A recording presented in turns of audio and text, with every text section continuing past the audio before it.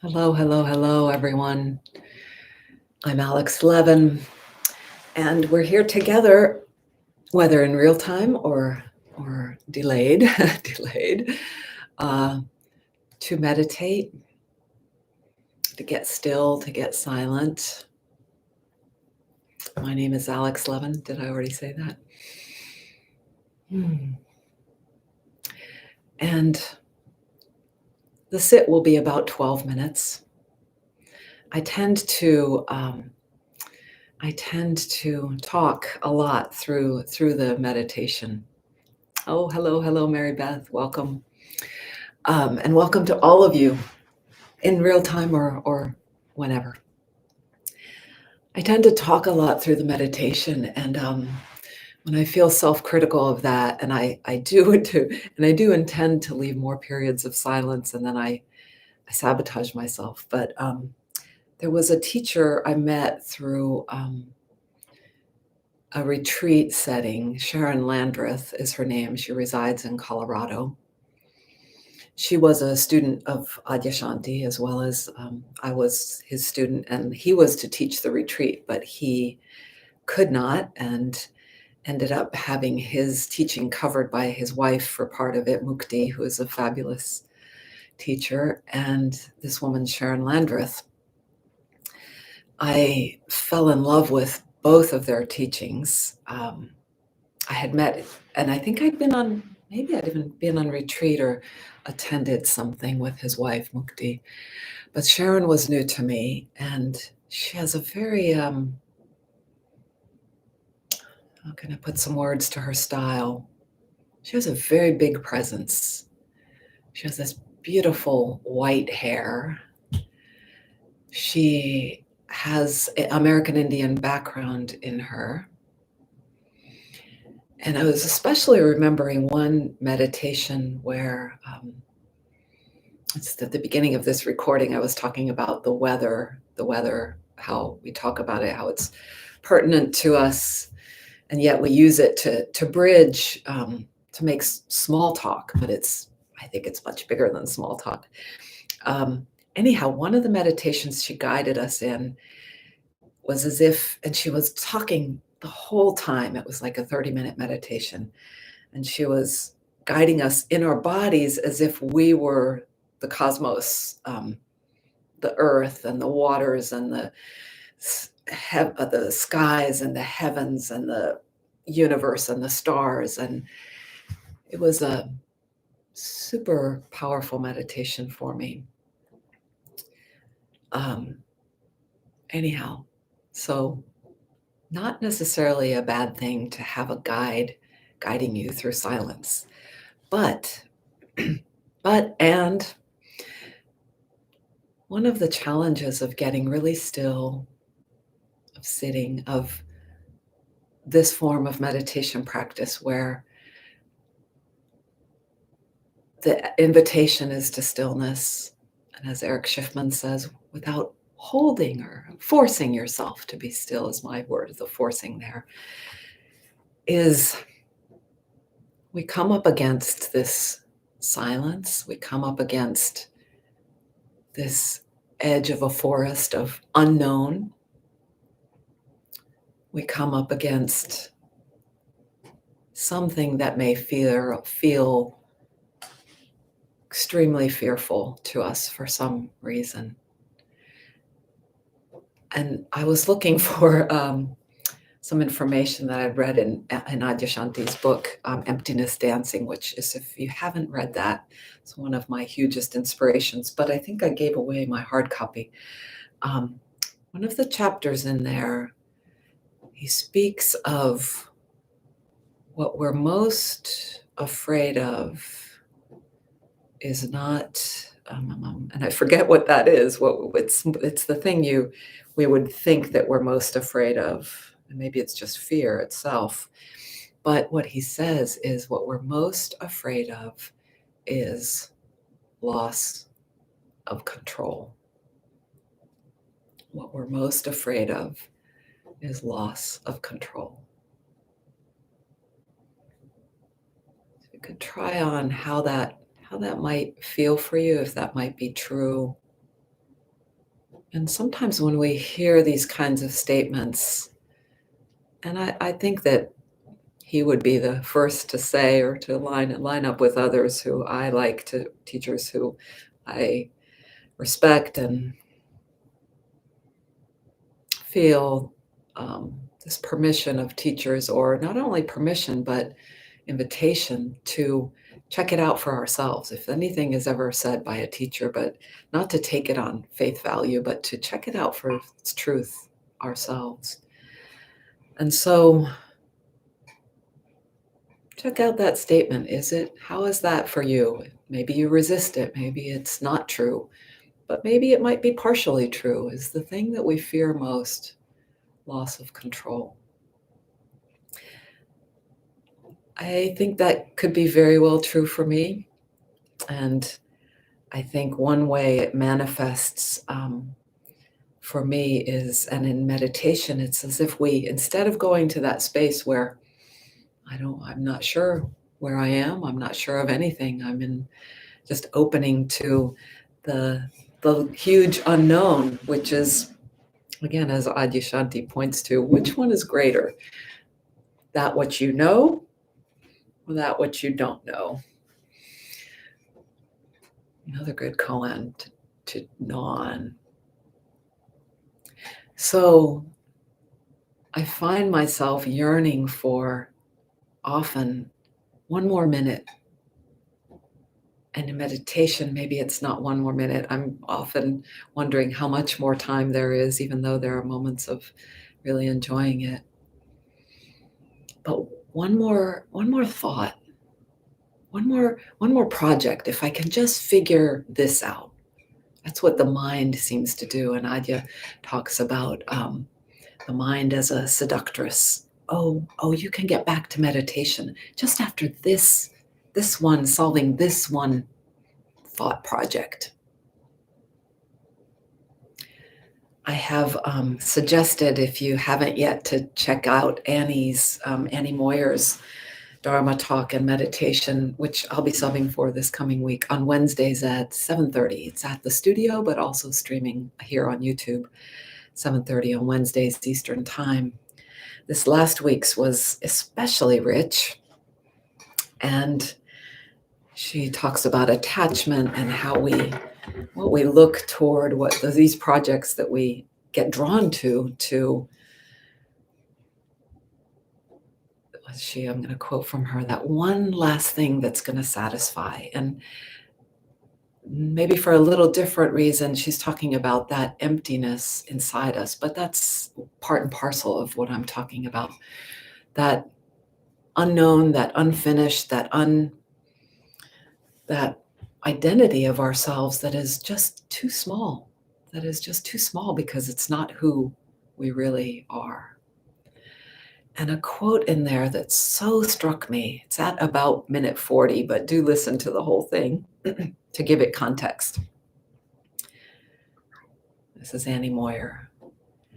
It's like we're subcontracting out our deepest yearning for love and awakening states of freedom to a really fleeting and temporal world.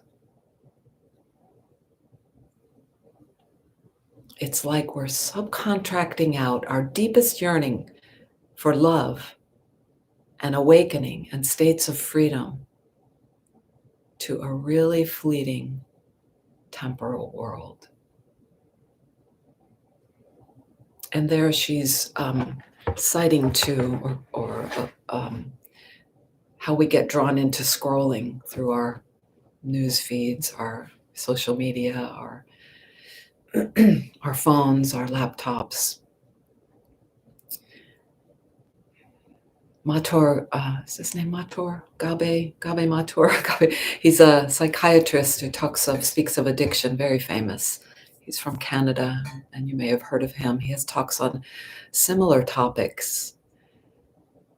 And so there is this addictive sense. It's like our prime addiction, that really we're trying to be okay, to know we're okay, to know who we truly are, because we put on all these hats, wear all these roles, but who we truly are is of that deep silence, is of that um, infinite, is of that timeless. And yet to touch into that terrifies us, terrifies us. So in our meditation today, I invite us to allow ourselves to catch ourselves on that edge, and how we might not even be aware of it because we might so quickly shift to something that gives us a sense of comfort, a sense of something to hold on to, a sense of control. Excuse me, that we don't even notice that we're escaping that edge of that discomfort. So, and it's fine. It's fine. It can be too overwhelming. So the idea is to take it in tiny doses. And maybe we start by just noticing, oh, that's what I did. I was just escaping that huge, that like being standing on the edge of the Grand Canyon as if we might fall, or on the edge of some place, that threshold of stepping into something or having something come onto us that's just too terrifying. And yet, when we can start to lean into, open into, dive into, open up to that vast unknown, it gives us what we need. And to do so, we've got to have a sense of our own groundedness. And this is that blending of the heavenly, that blending on this vertical dimension of that boundless, timeless, infinite that's upward, and this grounded that is right here, always available to us as we are human beings on this planet, breathing human beings on this planet. So let's try it out together. Let's see if I can be a little more quiet this time and allow us to forge into that emptiness together, and yet bravely, individually. And I have to say, remembering that meditation that Sharon led us through, her guidance was not heavy-handed. It was just this light, beautiful, musical guide and sort of a hand to hold to take us through both being totally grounded, safe, and being able to open to the vast, to the infinite.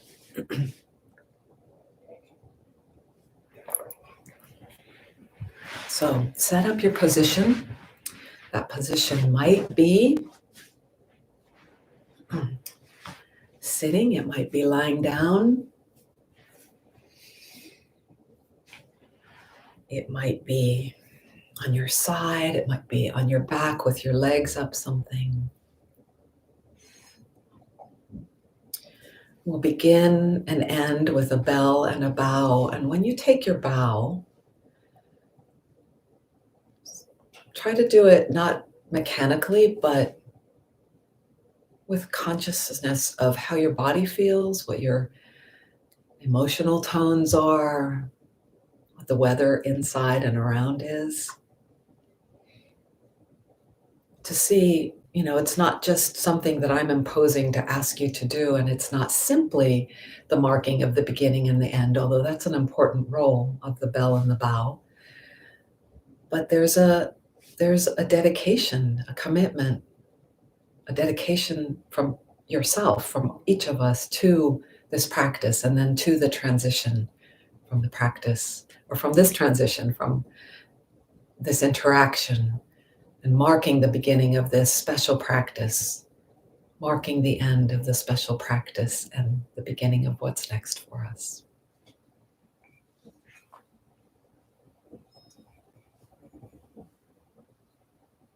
Have a good journey. And I get that phrase from my teacher, Russell Delman.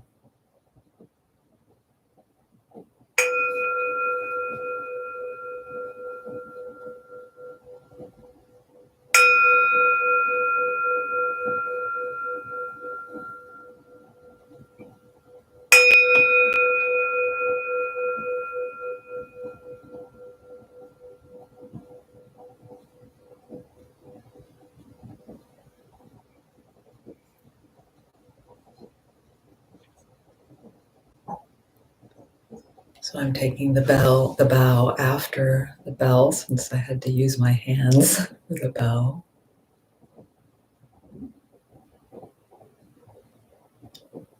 And whatever position you chose, you could do the bow or even imagine doing the bow.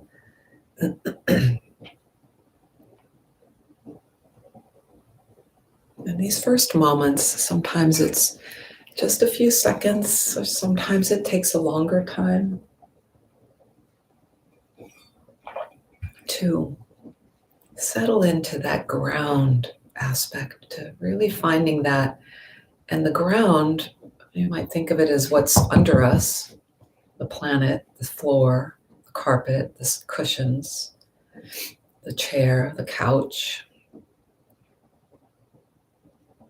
But it's also the ground, the solidness, this form of our own body in gravity, in that downward pull, that invisible but so obvious downward pull.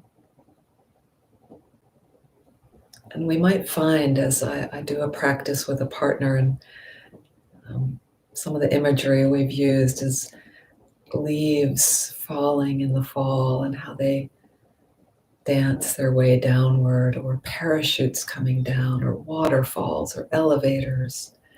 And I think of it not just inside me, but sort of around.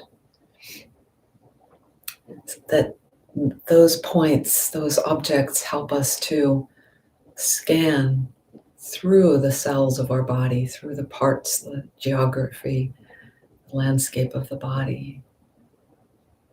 And this can be true if you're lying down as well as if you're sitting.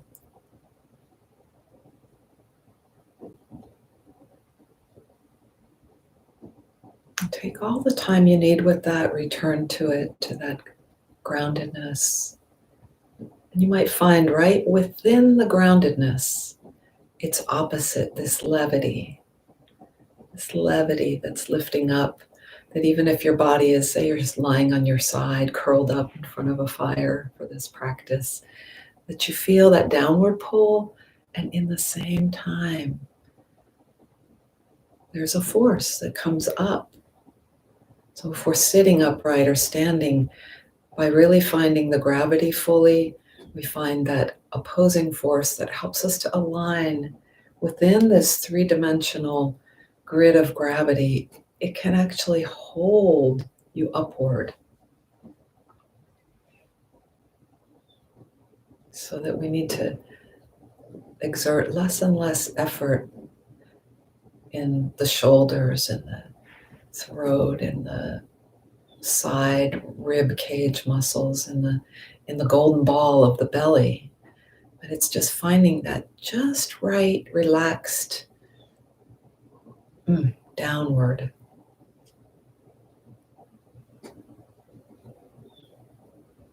And its upward partner.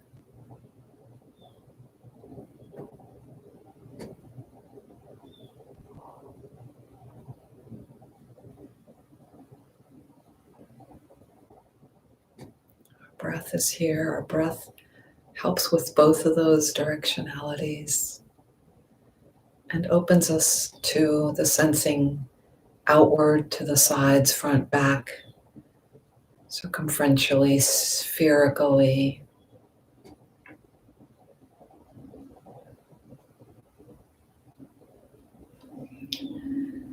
Make sure your hands and arms rest in that same channel of gravity and levity somehow, and yet with ease in the spherical as well.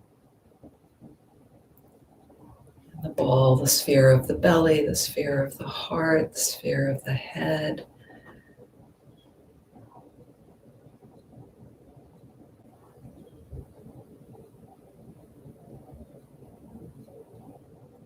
The sphere of the personal space around you, like a cosmic egg craft.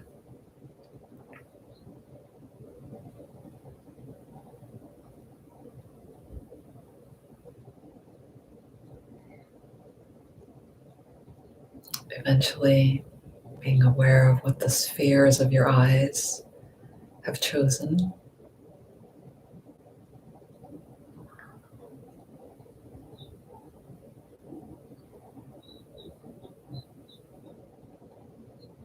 Maybe relaxed and still without a forced stillness.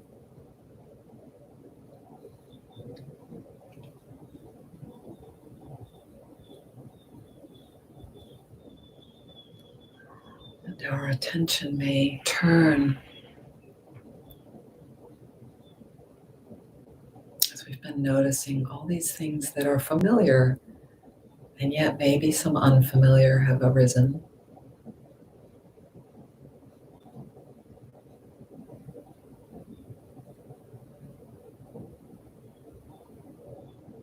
As we open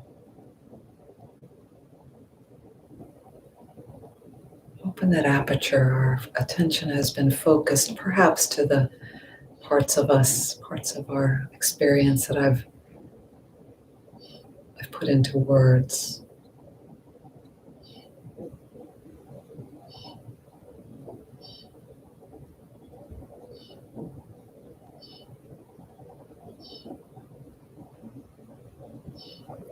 Perhaps now, as we open, as if letting the attention, the aperture of our attention, open like a camera lens, out, behind, down, front, top.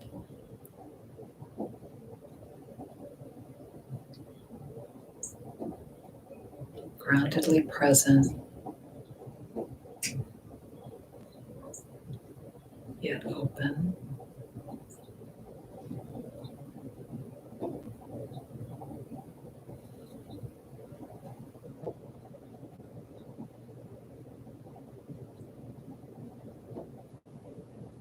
For yourself, that opening, which is temporal and measurable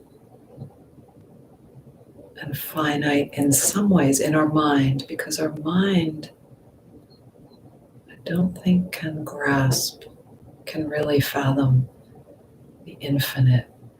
But either direction, either going tiny, tiny, tiny, or big, big, big, or anywhere in the middle, we can feel the infinite right here.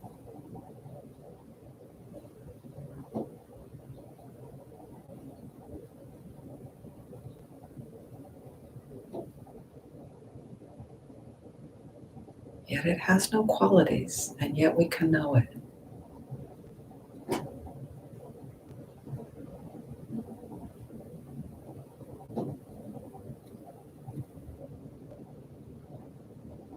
Perhaps it is knowing itself.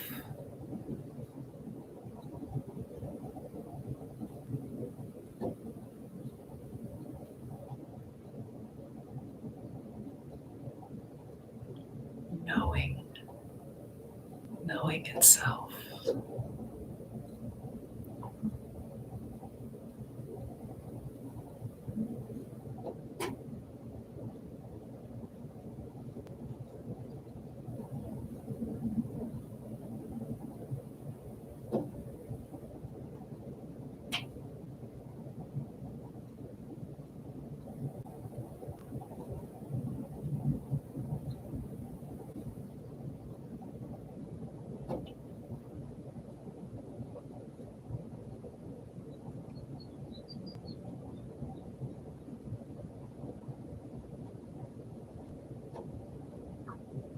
When we brush up against edges that are harsh, a little bit or a lot, see how much you can comfortably, or feel like how much can you open to them and you still feel grounded and safe. You might find yourself recoiling in huge retreat, and that's fine. I just have to kind of slowly, sort of like my dog approaching a strange object in the sidewalk last week. I back off, and I get a little closer, back off, bark at it.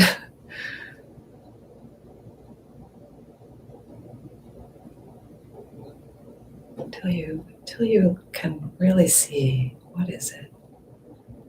And then go back once you've seen it and that's what it is. Set it aside as it just might be that one more thing pulling you toward a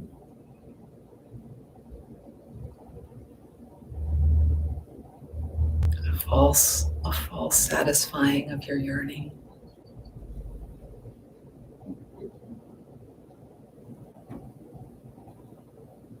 Come back. Come back.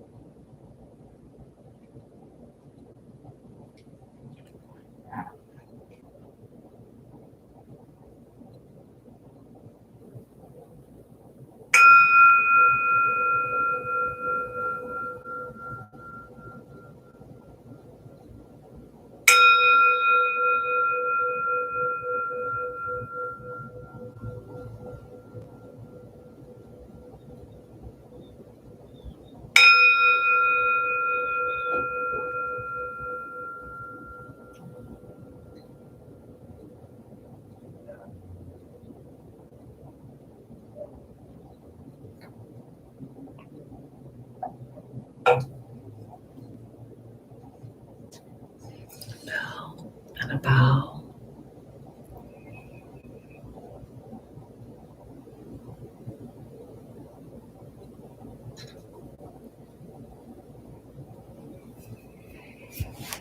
So, my dears, thank you for joining me in this dive into deep presence and these tastes we get and longer gazes into it, this knowing itself that has no qualities, and yet we become more familiar with how to get there, the trail, that it's right here, it's always just right here. And I meant to add, you probably know I didn't find out till late last night, scrolling through my Instagram feed, realized it, that Thich Nhat Hanh passed away, that luminary of ours who brought us so much guidance into the world of mindfulness and being aware of where our attention is, and what an amazing presence and gift his life was to us. So, yeah, so wonderful to celebrate him. And I think he was sick toward the end, I'm not sure, but may his transition, these famous 40 days or 6 weeks of after death, that is a potent time. We can think of him, hold him close. So thanks again for joining me, and I feel like I'm forgetting something, but I'll be here next week. I'll be on here Wednesday evening. Check out Sun and Moon Yoga Studios offerings and community. It's a good place. It's a really good place. And I'm a little biased. Oh, the other thing I was going to share, if you have a few more seconds, some of our newer teachers, Marjorie Ames is one of them. Each week, I'd like to say a little bit of those that I know. I think I talked of Allison Zach, and then I wanted to. Anyway, Marjorie is a long time student and with Sun and Moon, and fulfilled her dream of doing our teacher training. And I think she's in the Dharma program now, the 500 hour, going toward the 500 hour certification. And she teaches yin. She's a fabulous meditation guide and also interested in silence and meditation. So you can check her classes out as well. Thank you. Ciao, ciao. Until next time.